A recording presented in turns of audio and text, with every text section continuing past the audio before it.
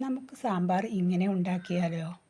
ആദ്യം ഒരു ഗ്ലാസ് പരിപ്പെടുത്ത് കഴുകി കുക്കറിലിടുക. അതിലേക്ക് ഒരു നുള്ള് മഞ്ഞൾപ്പൊടിയും കുറച്ച് ഉപ്പും വെള്ളവും ഒഴിച്ച് വേവിച്ചെടുക്കുക. മഞ്ഞൾപ്പൊടി പിന്നെ നമ്മൾ കഷ്ണത്തിലിടുന്നുണ്ടല്ലോ, അപ്പോൾ കുറച്ചിട്ടാൽ മതി. ഒരു 1/4 ടീസ്പൂണിൻ്റെയും പകുതി.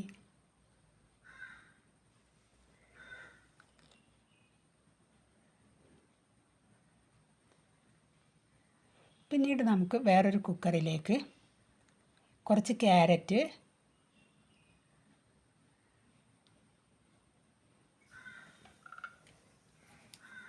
മത്തൻ,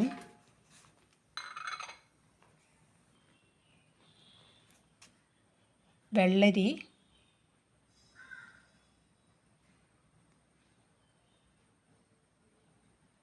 ഉരുളക്കിഴങ്ങ്,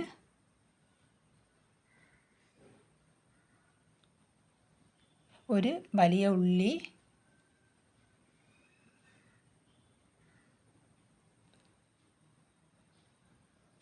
മുരിങ്ങക്കായ്,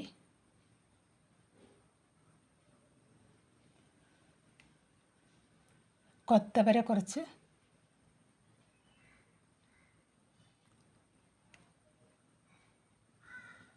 കുറച്ച് പുളി,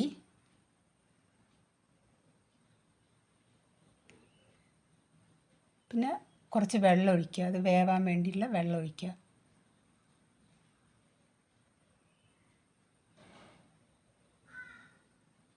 പിന്നീട് നമുക്ക് ഒരു പാത്രം അടുപ്പത്ത് വെച്ച് അതിലേക്ക് കുറച്ച് എണ്ണ ഒഴിച്ച് വെളുത്തുള്ളി 4-5 എണ്ണം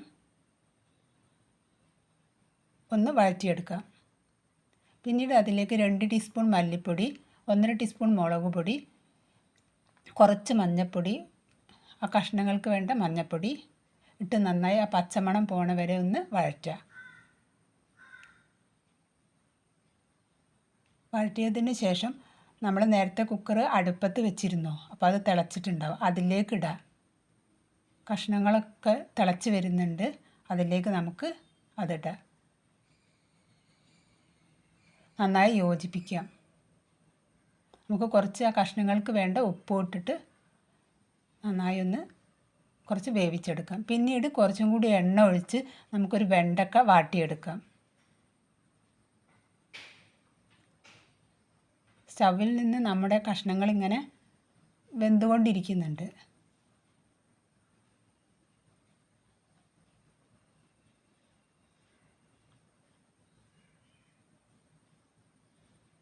ഇങ്ങനെ എണ്ണയിൽ വഴറ്റിയാൽ പെട്ടെന്ന് ഉടഞ്ഞൊന്നും പോവില്ല. കഷ്ണങ്ങൾ എണ്ണയിൽ വഴറ്റി നമ്മൾ എല്ലാ കഷ്ണങ്ങളും ഇടുകയാണെങ്കിൽ പെട്ടെന്ന് ഉടഞ്ഞു പോവില്ല. അങ്ങനെ നമുക്ക് ഈ കഷ്ണത്തിനോട് ഈ വെണ്ടയ്ക്കും ഇടാം.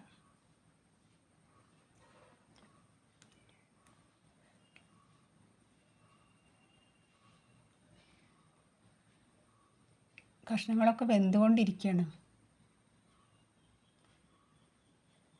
പിന്നീട് നമുക്ക് ഒരു തക്കാളിയും ഇടാം.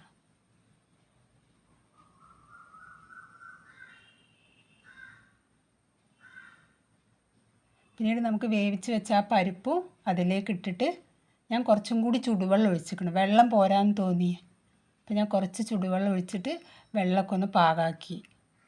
അതിൽ വേവാൻ വേണ്ട ഒരു പാകത്തിൽ വെള്ളമൊക്കെ ആക്കിയിട്ട് ഒന്നും കൂടി തിളപ്പിച്ചെടുത്ത്. പിന്നീട് ഞാൻ കുറച്ച് ജീരകപ്പൊടിയും കായപ്പൊടിയും ഇട്ട്. ഉപ്പ് പോരെങ്കിൽ കുറച്ചും കൂടി ഉപ്പിടാം കേട്ടോ. പിന്നീട് അത് അരി വറുത്ത് പൊടിച്ചതാണ്, അതും കുറച്ചിട്ട്. പിന്നീട് ഉലുവൻ്റെ പൊടി ഉണ്ടെങ്കിൽ അത് കുറച്ച് അധികട്ടാ കഴിക്കും ഉലുവ. പിന്നീട് ഒരു എണ്ണ ചൂടാക്കി കടുക് പൊട്ടിക്കുക. അപ്പം നമ്മുടെ കഷ്ണങ്ങളൊക്കെ നല്ലോണം പാകത്തിന് വെന്തിക്കുന്നു. പിന്നെ അതിൽ 4-5 വറ്റൽമുളക് ഇട്ടിട്ട് നമുക്ക്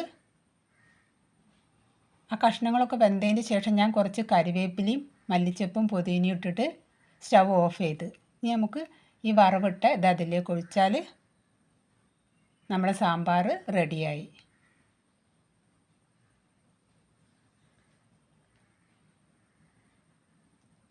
അപ്പോൾ സ്റ്റവൊക്കെ ഓഫ് ചെയ്തിരിക്കുന്നു.